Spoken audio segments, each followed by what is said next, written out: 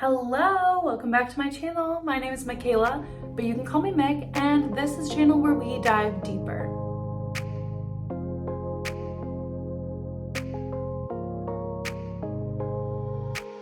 Sorry, my face is a little red because I just washed it and I probably should have just waited until it died down, but again, we're all friends here, so it's okay. We can see each other like this. This intro is going to be short and sweet because this is a channel where we do dive deeper, and today we're diving deep into the prologue and the first chapter of The Raven Boys from the Raven Cycle by Maggie Stiefvater. I'm going to be analyzing the prologue just on its own, just like what does the prologue do for the story? And then the first chapter, I'm going to be analyzing it on a macro and a micro scale. I love the Raven Cycle, and I definitely want to do a reread this year.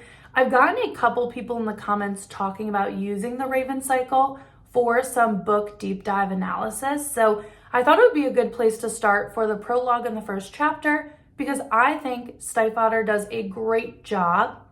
We'll call her Maggie. We're friends. I think Maggie does a great job of really setting us up for what the story is about and really getting you intrigued and hooking the readers to read the whole book. If you haven't read The Raven Boys, I highly suggest you do so before you watch this because I will be acting as if you've already read it. But you can still watch it and then go read it maybe. Go check it out from the library right now. Go, call in your local bookstore and see if they have it and put it on your reading list. If you have read The Raven Boys and if you have a copy at your house, I highly suggest just really quickly reading through the prologue and the first chapter again to jog your memory before we jump in. You don't have to, but I'm just not going to be reading the prologue and the first chapter like word for word. Oh, but before you go, as always, if you like this video, please go ahead and give it a thumbs up. It is super, super, super helpful. I also love reading and responding to all of your comments. So, let me know in the comments if you've read The Raven Cycle, if you learned something from this analysis, if you do something different when you analyze books that you read. I'd love to hear it all. And if you haven't subscribed, please, please, please do. It is so, so helpful. I am really wanting to be able to make amazing content for you guys, and subscribing, commenting, and liking all really helps with that. So thank you in advance. Okay, now let's go to the screen. Okay, so let's dive in. So I'm actually going to be analyzing the prologue and the first chapter. A prologue, let me actually just start by saying I am not anti-prologue. I actually love prologues. I think that's a pretty controversial take in the publishing industry. I don't think it's as controversial in the reader's light. I think a lot of readers like prologues or they just don't have strong opinions, whereas sometimes publishing likes to say that prologues shouldn't exist. I think it's sometimes true. I think a lot of times a prologue could be a first chapter, but there's a couple characteristics that I think makes a good prologue. I'm just going to go over that very quickly. One, I think if it is shorter than the majority of chapters in your book, the prologue should also be used as a vehicle for tone, setting, characters, but most importantly, what the story is about. And sometimes, like the first chapter also kind of does this, but it does it in a different way. In a prologue, it's pretty short, it's to the point, and a lot of times prologues, I think, should scale back in the viewpoint is the best way I can figure out how to describe this. Like, take a step back from the main plot in order to establish the story, really. And we're going to see that in the prologue for The Raven Boys. So the first line even has all of this. Blue Sergeant had forgotten how many times she'd been told that she would kill her true love. What a powerful first sentence to a book. I gotta be honest, I am horrible at first sentences. It takes me a couple drafts to really know how I want to open the story, to create that wow factor. Now, first sentences for chapters have 2 parts. And this one can kind of be broken up literally as Blue Sergeant and then the rest of the sentence. I feel like a great first chapter does a couple of things. It either will establish character or setting, one of those 2 things. And then it will also get the reader to ask questions. I think those are the main things to try to establish a great first line of a prologue or a first chapter. You're either going to establish who the story is about or where we are in the story, and have this second portion where it's kind of like oh, that's interesting, I want to know more, right? You want to have the reader ask questions. And that's what we have here. We are establishing that the story is about Blue Sergeant. We know who the story is about. We have our main character. She has forgotten how many times that she'd been told that she would kill her true love. That's a wow factor. And it's also getting the questions going. I want to know things like, will she end up killing her true love before the book is over? Who is her true love? These are 2 questions I instantly have from just this first sentence. Will she end up killing her true love, and who is her true love? Now, a great prologue, like I said, is used as this vehicle to really tell what the story is about. And this prologue is truly used as that vehicle to explain this sentence. So we're now seeing that a main plot point of the book is Blue Sergeant will kill her true love. A vehicle that Maggie Stiefvater uses to really get this point across that Blue Sergeant will kill her true love is by explaining to us the characters of the book. And the characters that she's talking about in the prologue is the family of psychics who live at 300 Fox Way.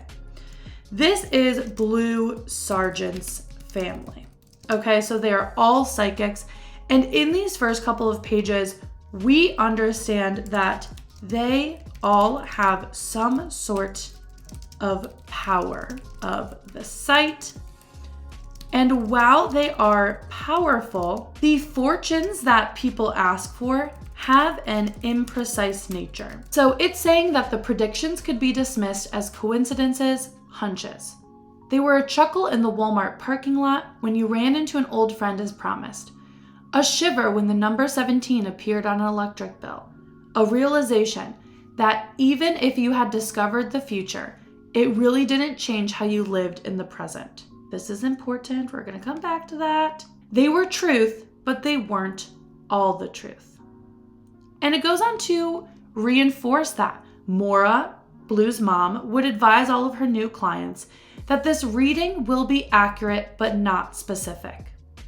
It was easier that way. But this was not what Blue was told. And this is really the crux of the story here. Blue is told by her family time and time again in many different ways and clairvoyant languages that if Blue was to kiss her true love, he would die. And so this already sets Blue apart. Blue has been established as the main character, but she is also now different than her other family's readings even, okay?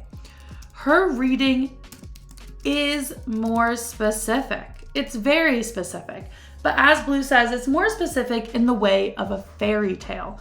It still doesn't say how her true love would die. It didn't say how long after the kiss he would survive, and all of these other questions. This is going to be one of the themes. Even if you knew what was going to happen in the future, it will not change these characters' actions of what they're doing in the present. That is going to be a theme, and it is clearly stated here in the prologue, which I think is pretty cool. In the prologue, another thing that happens is we see why we are telling this story now. We're going to have our inciting incident in the first chapter. But if Blue always gets told by everyone in her family in different ways, if she kisses her true love, he will die, why are we telling this story now? That's always a question that you should be answering either in the prologue, the first chapter, some point in the very beginning of the book, as close to it as you can as possible, because that's what is going to set the entire plot in motion. Why are we telling this story now? The main reason we are going to be telling this story now is because Blue's Aunt Neve, sorry guys, I'm using a new tool, and so it has a bit of a learning curve, but Blue's Aunt Neve is coming to town. Blue has never met Neve, and this is a new thing that's happening, something that's new. She's not sure why Neve was coming to visit, but she knew her imminent arrival spurred a legion of whispered conversations between Mora and her two best friends, Persephone and Calla. This is establishing that Neve, coming now to the present, a new arriver on the scene, is sparking the start of the story. And we can see that one more time in the last sentence of the prologue. So Blue and Neve had never met before, right? And as soon as Neve gets to the doorstep, Neve says, "You're Mora's daughter." And before Blue could answer, she added, "This is the year you'll fall in love." This is why we're telling the story right now. This is the year that Blue will fall in love. And if you remember, what this whole prologue is trying to set up for us is that if Blue kisses her true love, he will die. So this is a big year. And it all kind of comes full circle. I hate that this can't be like, okay, it's a new tool. That's just gonna bother me. I'm gonna try to make it fit within the confines there. Okay, so let's unpack this. The prologue is setting us up for the point of the book. It's that if Blue kisses her true love, he will die. But we're really seeing that the point of the book is that Blue Sergeant is going to kill her true love. And that is because Aunt Neve coming to town is establishing this is the year you'll fall in love. So now all of this is getting set in motion, right? That is why we are telling this story now. The first chapter is a little bit more specific, but we're going to look at chapter 1 on a macro level and on a micro level. So the macro analysis that we are going to do is going to be looking at a couple different things for this chapter. We're going to look at the setting. We're going to look at the character introductions. I have development written here, but really it's going to be descriptions. So who is this story about? Who are we really talking about here? We're going to talk about the plot and conflict of the story, the writing style and voice, and then the conclusion and implications. So this is how we're really going to look at this chapter on a macro level. Really quick before we do that, I do want to bring back up chapter 1, at least the first sentence, because we were talking about first sentences, and what I actually love is that this is still a great first sentence, and it uses the exact same structure I talked about for the prologue first sentence. So I said that the first sentences needed to have two things. One was it needed to either establish a character or a setting. And then two, it needs to have some sort of like wow factor and has the reader asking questions. Those are the two parts of a first sentence. It was freezing in the churchyard, even before the dead arrived. So instead of establishing a character like the prologue sentence does, this actually establishes the setting. It was freezing in the churchyard. So we know where we are, even before the dead arrived. This is kind of that wow factor, and we're asking questions. Even before the dead arrived. One, that's a shocking thing kind of to say. Two, why do we have dead people? Where are they arriving? Why are we even expecting them? So I really like that this first sentence still also kind of follows that format of it's introducing either a character or a setting, in this case a setting, and it gives some sort of wow factor of, oh, wasn't expecting that. And we're asking questions. So now let's break down what is actually the plot and the conflict of this story. Neve and Blue are sent to collect names of those in town who will die within the next year as their souls make their way along the corpse road. This happens every St. Mark's Eve, and Blue's mother, Maura, makes it a part of her services to let people know if they will die within the year. So this is answering some questions for us. What are they doing in the churchyard? As well as why is this action important? Blue has never seen any of the dead before, but instead is there as an amplifier to Neve's powers.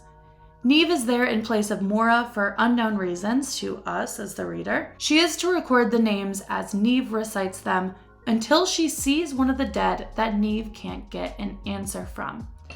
I'm going to talk about this very quickly in the microanalysis, but this is our inciting incident. She's to record the names until she sees one of the dead that Neve can't get an answer from. So she sees them.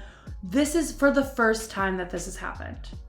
This usually does not happen. So this is like a big deal. This is like, wow, no way. That's crazy. Okay? Neve asks her to get his name then, and Blue attempts to. He then answers telling her that his name is Gansey before he falls to the ground, seemingly dying. Blue asks why she can see him, and Neve says there's only two reasons a non-seer, which is Blue, would see a dead person on St. Mark's Eve. Either they are the person's true love or they killed them.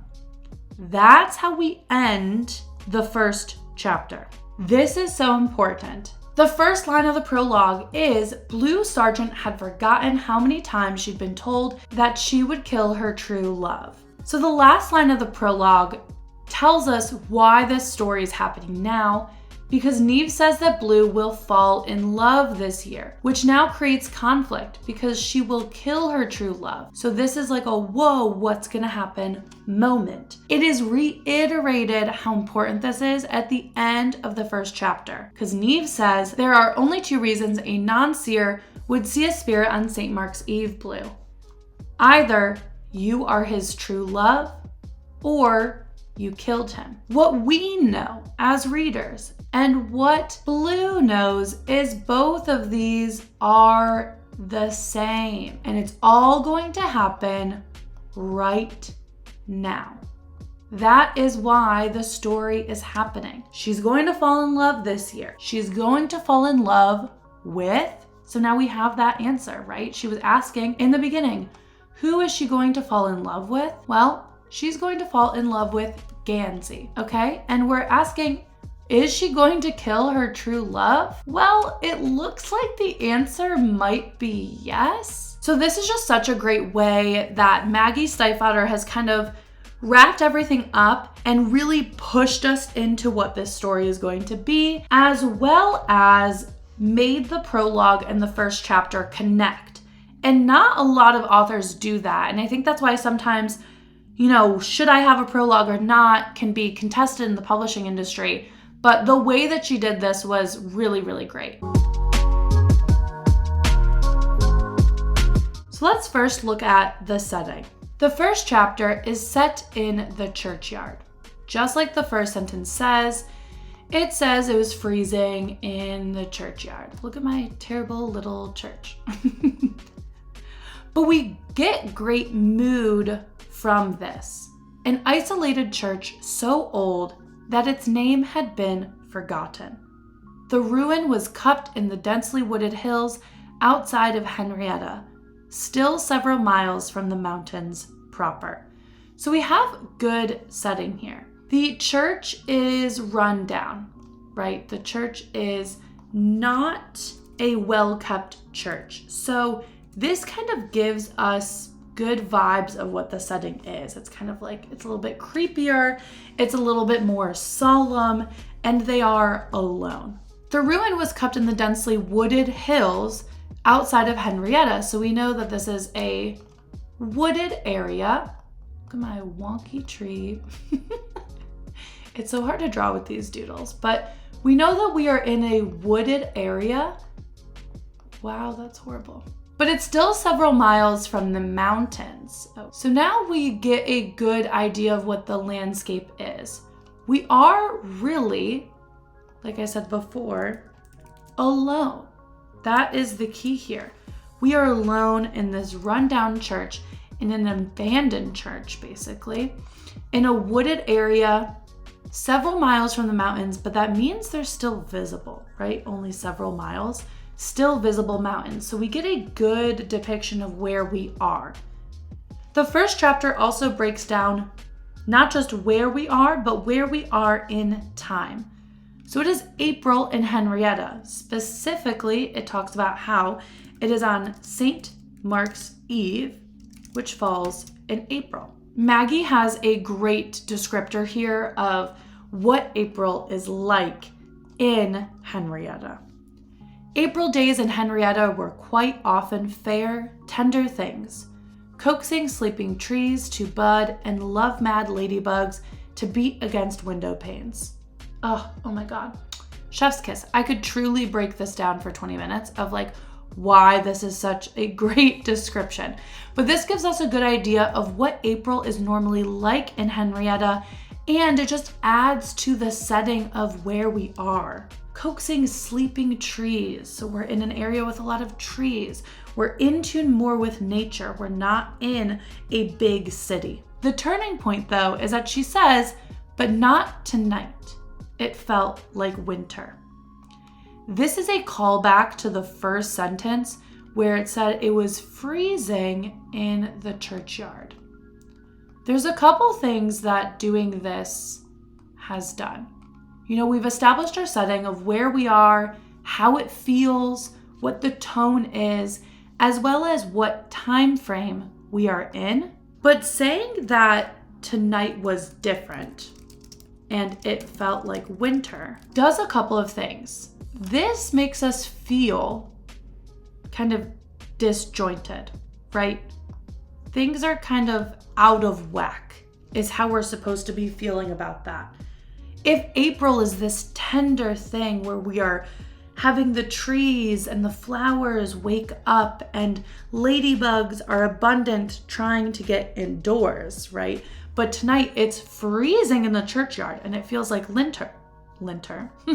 Winter, this just signifies to us that tonight is different. So if the prologue, in terms of how this book is structured, is telling us why the story is happening right now, chapter 1 is telling us, is going to be telling us the inciting incident, which is just a continuation, really, of why the story is being told right now. We already know this is the year that Blue will fall in love, and that this night in chapter 1 is different than other nights. So we're being told to expect something to change, which will be our inciting incident. The first chapter also lays out that we are on a path that leads up to this falling apart church, and they're also on an invisible path called the Corpse Road. This chapter not only takes place on a physical plane of reality, it also kind of takes place at an invisible place that's unseen, that's under the surface.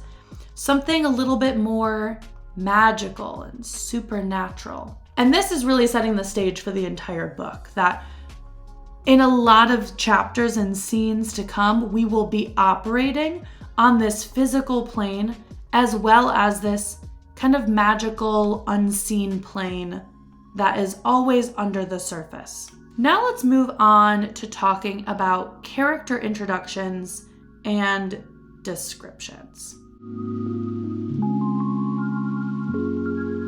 In chapter 1, we have 4 different characters that are talked about.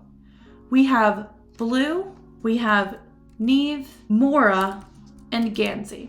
Those are the 4 characters mentioned in chapter 1. We have already established that Blue is our main character. Chapter 1 lets us know that this book will continue what the prologue did, and it's being told in third person POV. This allows us to get to know other characters, but we'll become close to Blue and Gansey and some other characters throughout the story. But right now, chapter 1, we're here with Blue still, and reminds us that Blue is our main character. I pulled out 4 different quotes from the first chapter that really gives a good kind of rundown of how Blue is described in chapter 1 and how Maggie talks about her. Let's take a look at the first one. Blue opened and closed her chilly fists. The top edges of her fingerless gloves were fraying. She'd done a bad job knitting them last year, but they had a certain trashy chic to them. If she hadn't been so vain, Blue could have worn the boring but functional gloves she'd been given for Christmas. But she was vain, so instead, she had her fraying fingerless gloves infinitely cooler, though also colder, and no one to see them but Neve and the dead. Ugh, what a great line. So what I actually love is that Blue doesn't have a lot of physical descriptions right away. And I don't know, I think that is personal preference. I don't think that is like a rule, and a reminder that everything I say is also an opinion and it's how I'm analyzing things. So do not take my word for Bible. Blue doesn't have a lot of physical descriptions right away. That does come later, but instead, Maggie really takes the time to paint a picture of who Blue is in this first chapter. And I really just appreciate that more, I think. So in this first example that I pulled out of the first chapter, we see a couple different things from Blue. One, she is crafty, right? She made her own fingerless gloves. She is vain, in the words of the author, okay? She got gifted gloves for Christmas in better condition, but chose to wear her own. And another thing that we can see here is that she cares about her look and what is considered cool, which is very typical for most people and honestly most teenagers as well. I know I sure cared about what I looked like and what was considered cool, and sometimes I even do now as an adult. But that's what we're really establishing in this section, which I think is super cool. We can learn a lot about Blue just from this one paragraph. Let's look at the next paragraph. In Blue's intensely clairvoyant family, she was a fluke, an outsider to the vibrant conversation her mother and aunts and cousins held with a world hidden to most people. The only thing that was special about her was something that she herself couldn't experience. I hear as much of the conversation as the telephone. I just make things louder for everyone else. This is a more practical approach to who Blue is and what her character means. This is really establishing who Blue is to her family and answering the question that we may have also had in the prologue of, is Blue psychic as well? So the answer is Blue is an amplifier to her family's gifts and not, right? That is what we're really establishing in this paragraph. And I like that it isn't really one of the first things talked about. We're kind of assuming Blue has this gift as well until we get about a third of the way through into the first chapter, which is just a cool and interesting technique that Maggie uses. This third example. Oh, psh, Blue said, but not cruelly. She meant to be funny. She'd had 16 years to get used to the idea that she wasn't privy to the supernatural. She didn't want Neve to think she was experiencing an identity crisis over it. She tugged a string on her glove. What? Oh my God. Guys, I'm sorry. Just Maggie Stiefvater is an amazing author. She does so much with such little words. It's fantastic. And this is a great example of that. So here we actually are talking about two things. We have her age. This was a great way to let us know that Blue is 16 years old. Coming up with a way to tell your readers how old your characters are or what the color of their hair is always so strange and sometimes cringy of how that can be described. But I think Maggie does this in a great way. What I love is that she also has a sentence where it says she didn't want her Aunt Neve to think she was experiencing an identity crisis over it. So she doesn't want Neve to see that she cares that much or this is something that stresses her out. But then she tugs a string on her glove. So we already know from the previous example that her gloves are fraying and it's something that she made herself, but her pulling on a string really is symbolizing to us, like this is actually equaling. Blue does care that she is not psychic, right? She's trying to be cool and act cool in front of Neve and be like, no. Like, it's fine. Like, I get it. Yeah, my amplifying skills are pretty cool. I know, I'm great. She's trying to kind of put on a front for her aunt. But that subtle movement of her tugging a string on her glove says everything. It lets us know, no, this actually does bother her. And it calls back to this paragraph that, she is an amplifier for her family and not a psychic. And she has a lot of thoughts about that. And then the last paragraph or little section that I pulled for Blue in this first chapter is, you seem like a very sensible teen, Neve said, which annoyed Blue because she already knew she was a very sensible teen. When you had as little money as the sergeants did, sensibility in all matters were ingrained young. Blue is sensible, and this is from others. They can see this. And Blue knew this herself, which also kind of ties into like the vain tactic. Like she's thinking about herself a lot, right? Which is very typical of all teenagers. As a teenager, you think about yourself, and you should be, because there's so much growth that is happening every single year and a lot is happening at once. So this is just kind of reinforcing a couple facts that we already talked about, right? It's already kind of showing like, yes, she is vain. And vain isn't necessarily always a bad thing. It just means she's thinking about herself. She's also self-aware, right? That's what this is saying. And it's because she's a teenager. And a lot of teenagers think about themselves and are starting to become very self-aware. So this is just a good way of showing that in a different sense. On top of Blue being sensible, this also lets us know that the sergeants don't have money. And since they don't, Blue has grown up a specific way because of it. This is another theme that I think is so important in this book, but Raven Cycle talks a lot about class and, money class, like the very rich and the very poor.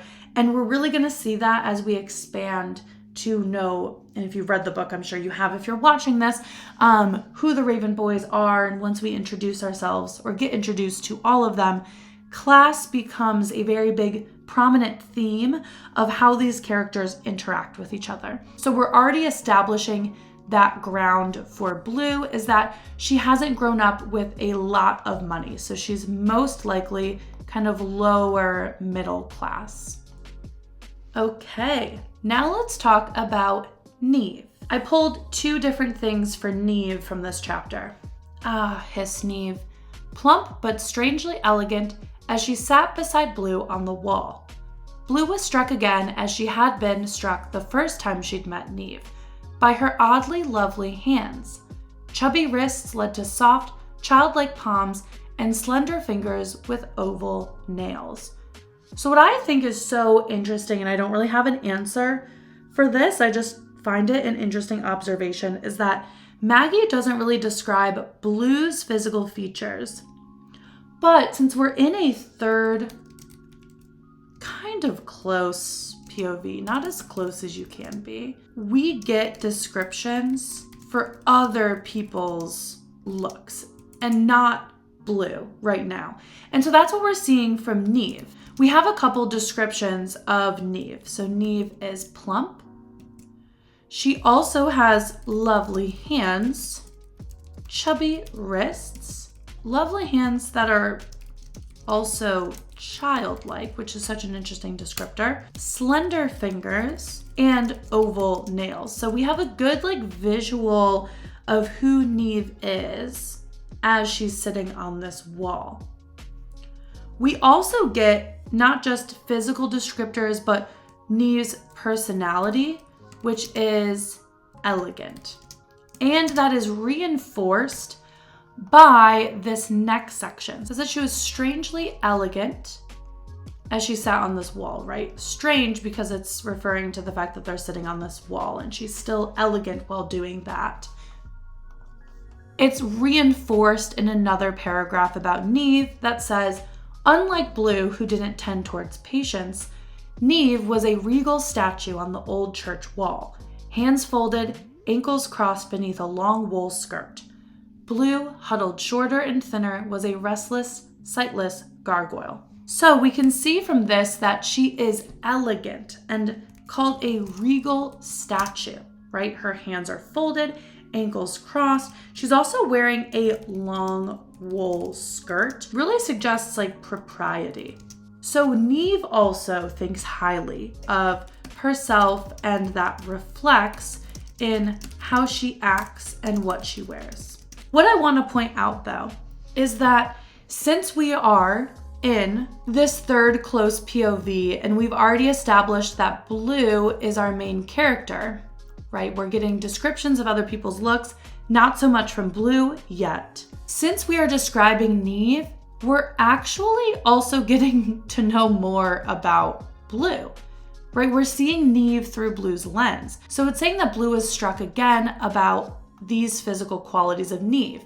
So we're learning what Blue is focused on when it comes to who Neve is. We also get more about Blue in the second paragraph. Unlike Blue, who didn't tend towards patience. Sure, you can guess of what that means. Blue isn't patient. Neve is, right? We're doing kind of a comparison moment in this paragraph. Neve was this regal statue on the old church wall. Meanwhile, Blue is a sightless gargoyle. She's huddled, shorter, thinner, a restless, sightless gargoyle. So we're getting some good comparisons of who Blue is versus who Neve is. Blue is more like a gargoyle.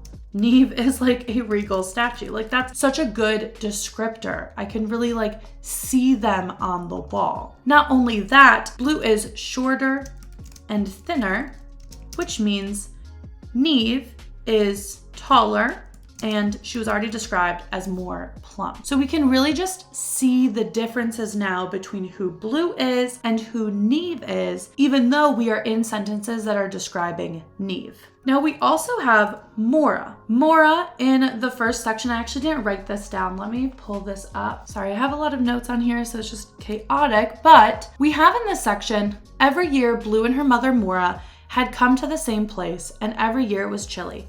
But this year, without Mora here, with her, it felt colder. We know now that Mora is Blue's mom. Usually, Blue and Mora are in the freezing churchyard every year. We get the sense that something is already different right at the beginning of this chapter. We know that now Neve is with her instead of Mora, her mom. But the most important is that we see that Blue and Mora are close. And we get that from this sentence. Without Mora here with her, it felt colder.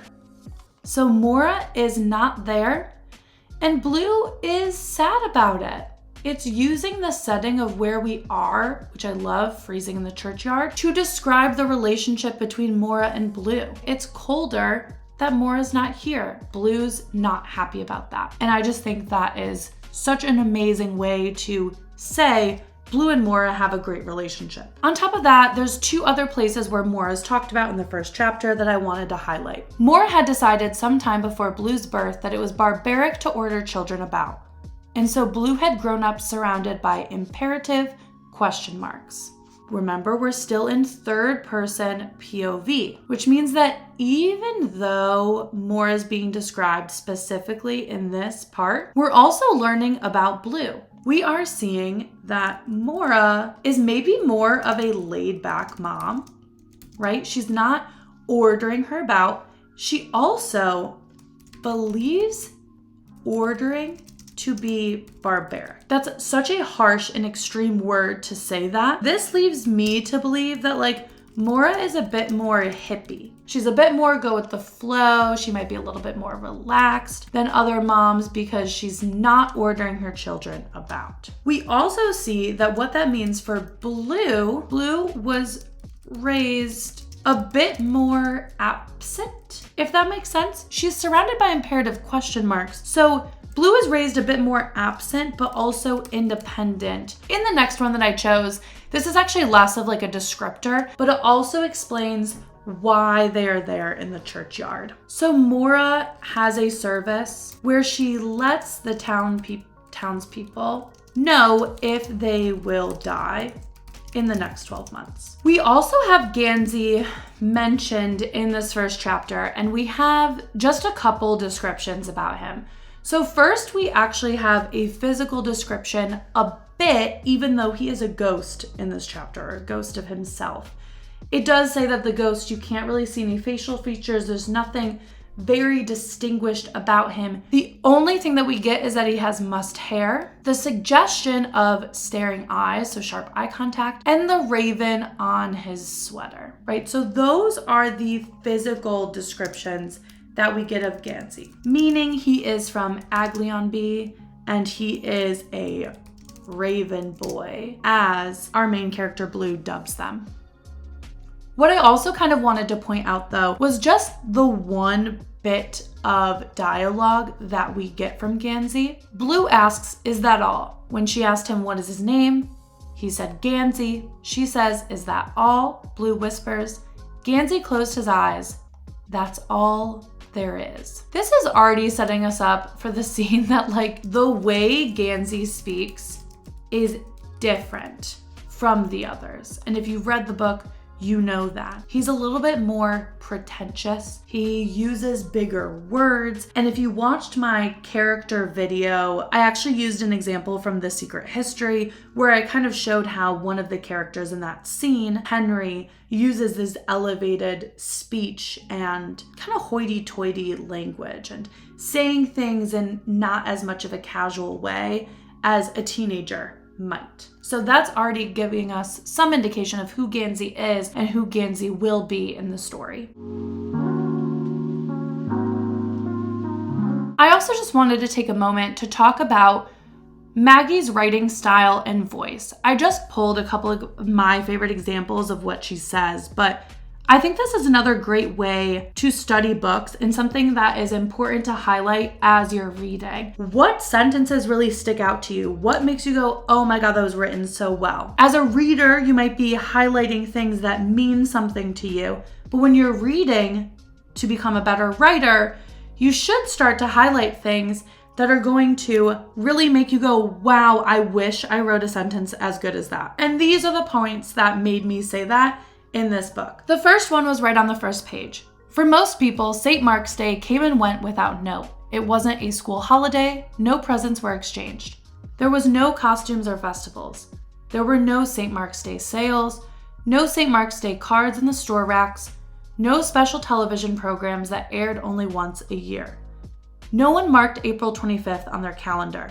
In fact, most of the living were unaware that St. Mark even had a day named in his honor, but the dead remembered. So good. The last sentence is the one that really is like, gave me shivers, right? But the dead remembered. Like, that's so beautiful. But what I really also love about this, and what this really sets the scene for in terms of Maggie Stiefvater's writing voice, is that Maggie writes in shorter sentences when she describes things in general. They pack a punch. Like, she says so much with so little. And that is what I absolutely love about Maggie's writing. Here are some examples of that. What hadn't rotted away was hidden under hungry vines and rancid smelling saplings. Beautiful.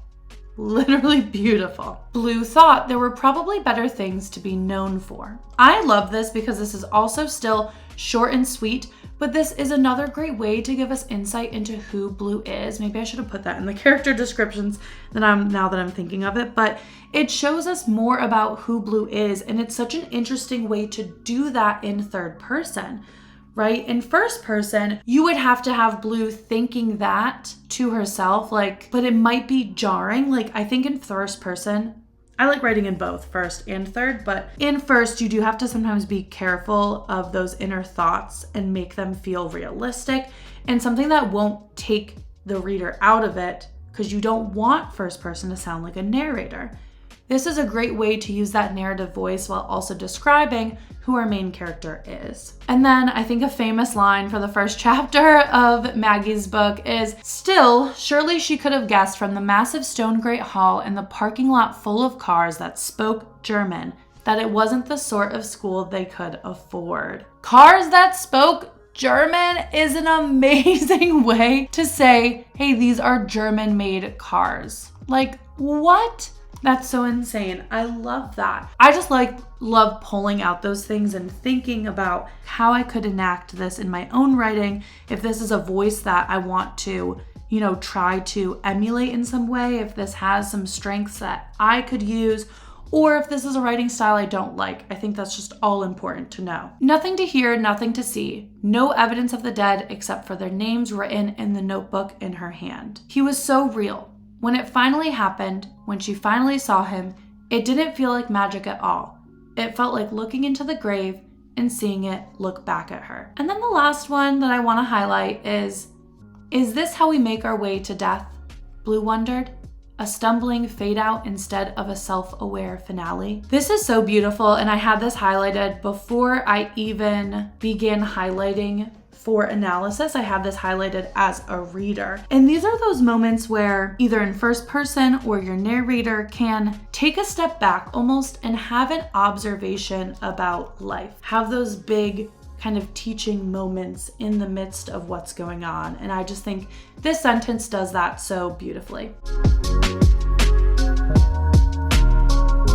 And lastly, for our macro analysis, I want to look at some conclusion and implications, which really in this case, for how I analyze this chapter, it all came down to foreshadowing. There were a couple moments of foreshadowing in this first chapter. First, we have foreshadowing for the Aglionby boys, which is that how you say that? I don't know. Aglionby, don't know, but we have some foreshadowing for them. Neve, as an outsider, asks Blue if she goes to this academy that she drove by. Blue then laughs and describes the academy. It's a school, it's that all-boys school, they all have rich students, and all the boys there are insufferable. In the later part of the chapter, we see that Gansey goes to Aglionby because he has the raven on his chest. And we also have Blue saying the title of the book in the first chapter because she dubs them the Raven Boys with that raven on his chest,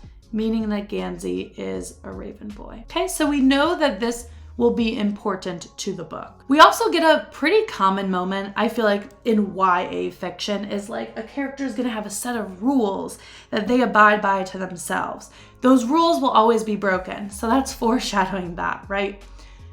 In the first chapter, it is said, and this is a direct quote, Aglionby Academy was the #1 reason Blue had developed her 2 rules. 1, stay away from boys because they were trouble. And we know why they're trouble for her, right? If she kisses her true love, she will die. That means trouble, so she just stays away from boys altogether. And 2, stay away from Aglionby boys because they were bastards. Well, we now know that they are going to be broken because saying stay away from boys, well, we already know that she will fall in love. We've learned that over the last prologue and chapter. We've also learned that she can't stay away from Aglionby boys because Gansey goes to this school. And we know that because of everything said before, that he has the raven on his chest when she sees him. So she establishes these rules that we know will immediately be broken in this story. We also get foreshadowing to a symbol that is important to the story as a whole. It's even on the front cover, as you can see, this little symbol here. I'll kind of draw it over here for us. A lot of people get like tattoos of this, which I think is kind of cool. Like, how cool is an author too that like have that on there? So we get this foreshadowing for that this symbol is going to be important because Neve, she leaned over, she starts drawing something in the dirt, and Blue instantly catches sight of it and says, "What is that? Mom drew that." Neve asked, "Did she? Did she say what it was?" "She was drawing it on the shower door. I didn't ask." "I dreamt it," Neve said in a flat voice that sent an unpleasant shudder along the back of Blue's neck. "I wanted to see what it looked like drawn out." This gives a lot of foreshadowing, but also a lot of foreboding. Like, we should pay attention to this. And it makes us a bit uneasy because now we know that like Neve and her mom drew it, but they don't know what it is. So this is a question that's going to hopefully be answered throughout the story, right? This is something to look for. And then we also come to the conclusion. So this actually just kind of ends the foreshadowing. This is really the conclusion that we come to at the very end of the first chapter. The conclusion is that the story is about Blue and Gansey, because there are only two reasons non-seer would see a spirit on St. Mark's Eve. Blue, either you're his true love or you killed him. We are now going to see this story through Blue and Gansey's eyes, and it's going to be about them. Do they fall in love? Does she kiss him? Does he die? All of these questions are going to be answered in the first book. Okay, that was a lot. Every chapter should have a scene. I think the rule of thumb is pretty much 1 to 3 scenes. I think 3 is too much. I think 1 to 2 is perfect. This chapter is short, so it is only 1 scene. I'm using a microanalysis to analyze these scenes from StoryGrid. Like I said in the beginning, is that this is truly used for analysis and for editing. It's not going to be something that you do in your first draft. You're not going to make this structure for each scene, but it's good to recognize it, analyze books this way. There's so many different ways to analyze scenes. This is just one of them, but it really helps us understand how every scene should move the story forward. This is so important. Not only every chapter should definitely move the story forward, but also every scene should move the story forward. So we have 5 different points in this analysis to look at. Every scene should have an inciting incident, a turning point, a crisis, a climax, and a resolution. It's almost like a mini story structure all within the scene. Now I'm saying should have because that's what the StoryGrid says. Again, this is just a suggestion and a way to analyze story. So not only is your story structure line have some sort of story structure like this, it's like every scene will have that too, okay? That's what this is saying here. And this resolution part of the scene, this is really just propelling the story forward. So let's take a look. First, we have our inciting incident. That is what I said before. Blue sees someone during the dead recession along the corpse road when she normally doesn't see anyone. So this is a big change. Something's different. This incites the domino effect of what's going to happen in our story. The turning point is that Blue is asked by Neve to get his name since he won't answer Neve. So already the inciting incident is something different that happens, but the turning point, this is really going to state what is my character going to do moment, right? Your character in this scene is going to have an action, sometimes 2 different choices, right? So right now we're just getting what is that action that Blue is going to have to take. Well, Blue's getting asked by Neve to get his name because Neve is seeing everyone that's coming along the corpse road. She's trying to get all of their names. That boy wasn't answering her. So she's asking Blue to do it. Blue has a decision. She can either follow him and ask his name, so get his name, or don't get his name. And that's really the crisis that we're trying to answer. He isn't answering, so Blue makes the decision to follow him because he also wasn't answering Blue. So Blue doubles down and really commits to getting his name. She follows him and gets his name before he enters the church because she has a feeling that once he enters the church, she won't be able to get his name. Then we have a climax moment. He answers and his name is Gansey. So we get the resolution to his name, right? We get his name. But then Gansey falls to the ground still in ghost form and appears to be dying. The resolution for this entire scene, and the resolution really is just how are we going to move forward? So what was the answer? Okay, what is happening here? Well, that answer is that last line. Okay, so what we're understanding now is that everything is coming full circle. We now know who Gansey is. Okay, he appears to be dying, and we are assuming that most likely Blue will probably be the one to kill him. And this really just rocket launches us into the rest of the book. That's all, folks. Thank you so much for watching the prologue and first chapter analysis of The Raven Boys. If you like more of this long form content, let me know. If you want me to do more chapter by chapter analysis, let me know. I could go really in depth. Like, this is me, believe it or not, skimming the surface of analyzing the prologue and the first chapter. Like, I can just do this for so long, all the time. So let me know if you enjoyed that. Let me know if you want to see more. And I just hope you guys have a great day. I hope you learned something new. And I'm excited to talk about it with you in the comments. Bye, writers.